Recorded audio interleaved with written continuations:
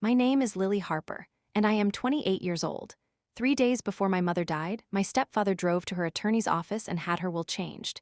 He did it on a Tuesday afternoon while I was at the hospital sitting beside her bed, while I was holding her hand and watching the light come through the window and trying to memorize her face. He was across town, in a law office, signing documents.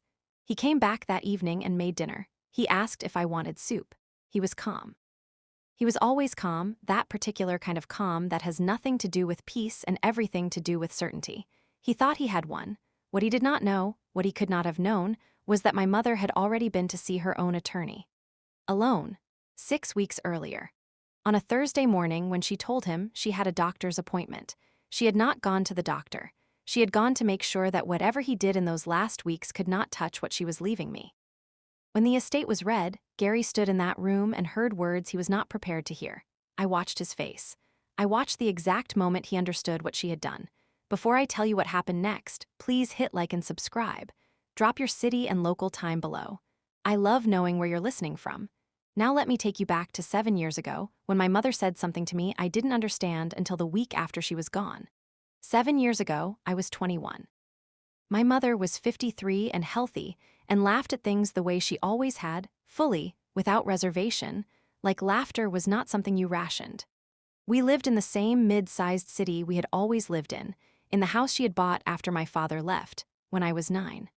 A white house on a corner lot with a maple tree in the front yard that turned the color of fire every October.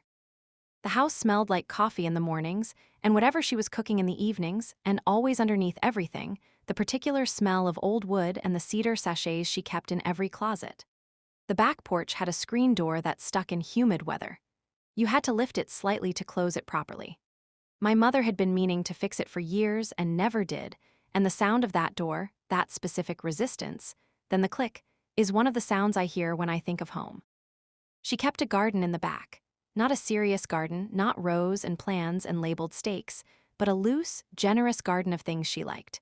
Lavender along the fence, tomatoes in summer, a rose bush by the back steps that she had planted the year I was born, and that came back every spring regardless of how the winter had treated it.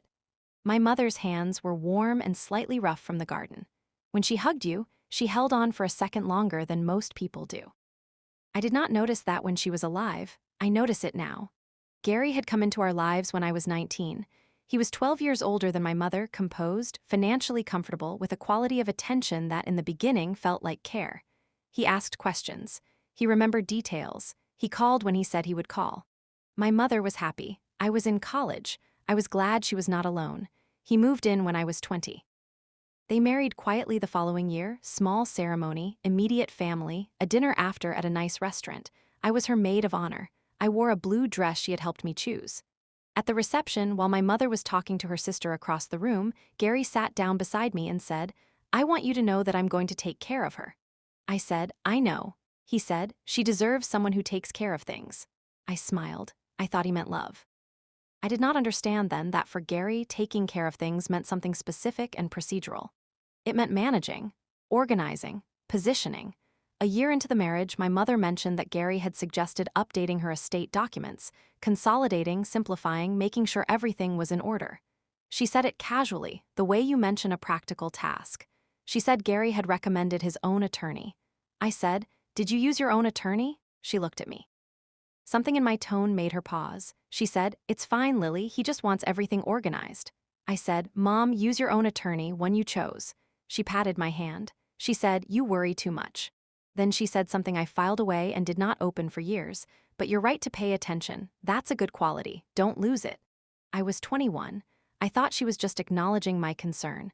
I did not understand she was telling me something about herself. Gary's children from his first marriage, a son named Derek and a daughter named Susan, lived in other cities but visited often enough. They were polite to me, politely distant. The kind of polite that keeps a careful distance without ever being rude enough to address. Derek, at a family dinner the second Christmas, looked around my mother's house, the white house with the maple tree, the house she had bought herself, the house she had kept for 19 years, and said, "This is a great property. Good bones." My mother smiled and said thank you. I watched Gary watch Derek say it. Something passed between them, small, quick, gone. I was 21 and I did not know what it meant, but I felt it, faintly, like the screen door sticking. something that required just a little more force than it should. My mother was diagnosed when I was 25. Ovarian cancer. Caught later than any of us wanted. Treatable, the first doctors said, with conditions attached to that word that made it mean something different than it sounded. She was brave in the specific way she had always been brave, quietly, without performance, attending to the facts in front of her and refusing to waste energy on the ones she couldn't change. She went to her appointments. She asked her doctors real questions. She kept her garden. Gary became her manager. That is the only word for it. He organized the appointments, the medications, the paperwork. He spoke to the doctors in the voice of a man who is accustomed to being in charge of rooms. He made decisions efficiently. He was, by any external measure, a devoted husband. What I noticed, slowly, as her illness progressed, was that I was being managed too. Visits were scheduled rather than spontaneous. Information was filtered. When I called, Gary often answered first. When I arrived, there were reasons she needed to rest soon. I did not say anything directly. I did not want to make her illness harder by creating conflict. I told myself I was reading too much into it. Then, one evening in March, I arrived at the house earlier than I was expected. I let myself in with my key. Gary was on the phone in the kitchen, his voice low, and through the hallway I could hear him clearly. He said Derek's name. He said the house, and before the end, and her signature is still valid, and a number, a specific number that meant nothing to me in the moment, but that I wrote down in the notes app on my phone, standing still in the hallway with my coat still on. I went into the kitchen. I said, "Hi, Gary." He ended the call. He said, "Lily, I didn't hear you come in." I said, "How is she today?" He said, "She's resting. She had a hard afternoon." I said, "I'll just sit with her." I went upstairs. I sat beside her bed. She was awake. She held my hand with her warm, rough garden hands, and we talked quietly about nothing important and everything that mattered, the way we did in those months.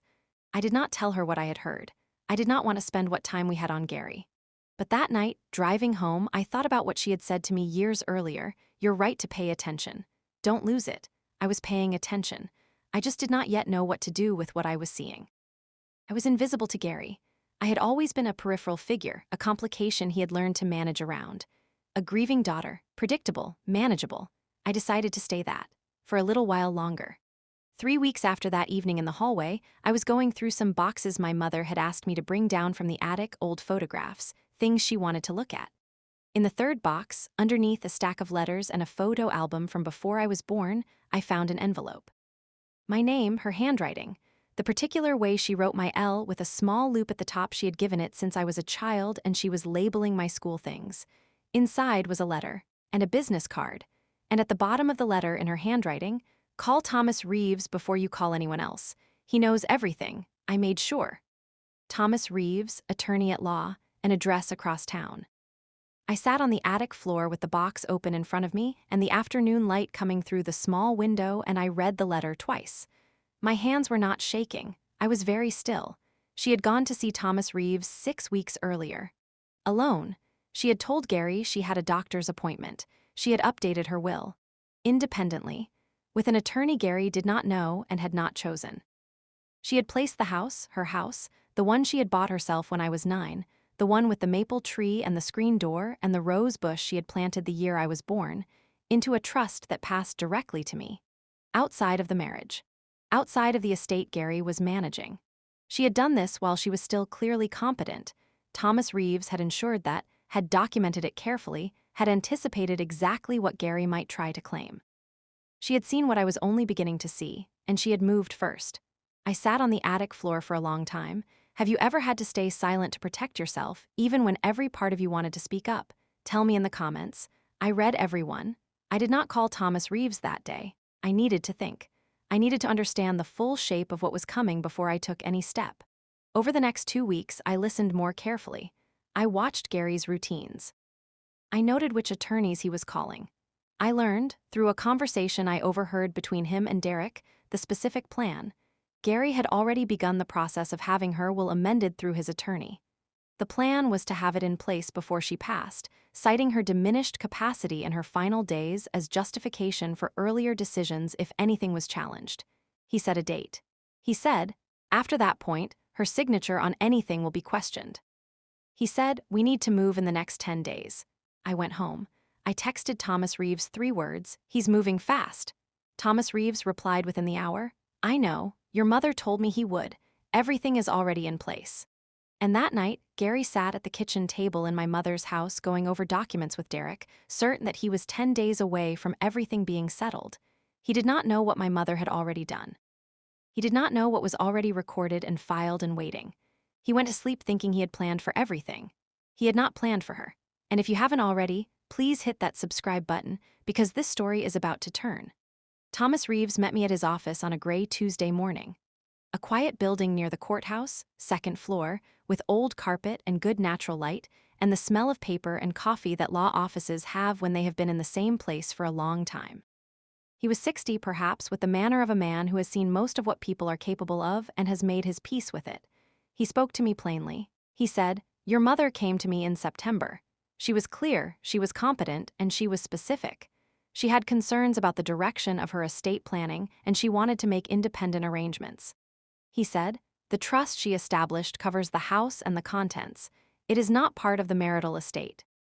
It transfers to you directly upon her death and does not pass through probate in any form Gary can contest." He said, "He will try to contest it. His attorney will argue that the trust was created under duress or diminished capacity. We have documentation that will make that argument very difficult to sustain. Your mother was thorough." He said, "The will he had amended 3 days before her death, that is the document that will be challenged, not your mother's trust." He looked at me across his desk. He said, "She asked me to tell you one thing if you came to see me after she was gone." I said, "What?" He said, "She said, I knew what he was doing. I just made sure it didn't matter." I sat in that office and I looked at the gray morning through the window and I held that sentence until it settled. She had known all along. She had simply moved quietly, decisively, and left him the version of events he expected to find, until it was too late to change anything.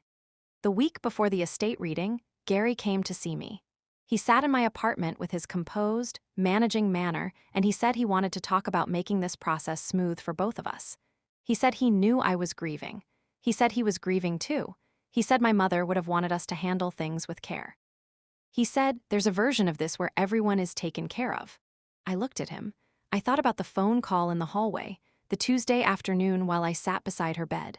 I said, "I'll think about it." He nodded. He thought that meant he had time. My younger brother Caleb called that night. Caleb is 4 years younger than me, and he had never fully trusted Gary, in the uncomplicated way that younger siblings sometimes see things clearly that older ones rationalize. He said, "Lily, what is Gary doing? He keeps calling me about the house." I said, "Don't sign anything, don't agree to anything, I'll explain soon." He said, "You know something." I said, "I know enough." After we hung up, I drove to my mother's house. I still had my key. I let myself in and the screen door stuck the way it always stuck, and I lifted it slightly and it clicked shut behind me. The house smelled like her still, faintly, in the way that a house holds onto a person for a while after they are gone. I sat on the back porch in the dark and I looked at the rose bush by the steps. It was November. The roses were gone, the bush cut back for winter. But it would come back in spring. It always came back. I wanted to call Gary and tell him exactly what I knew. I wanted to walk through every phone call, every noted date, every document my mother had quietly arranged. But then I heard her voice, the specific way she said my name when she wanted me to slow down. "You're right to pay attention, don't lose it." She did not mean react. She meant wait, watch, move correctly. I sat on that porch until I was cold. And then I cried not for what Gary had tried to do, for her.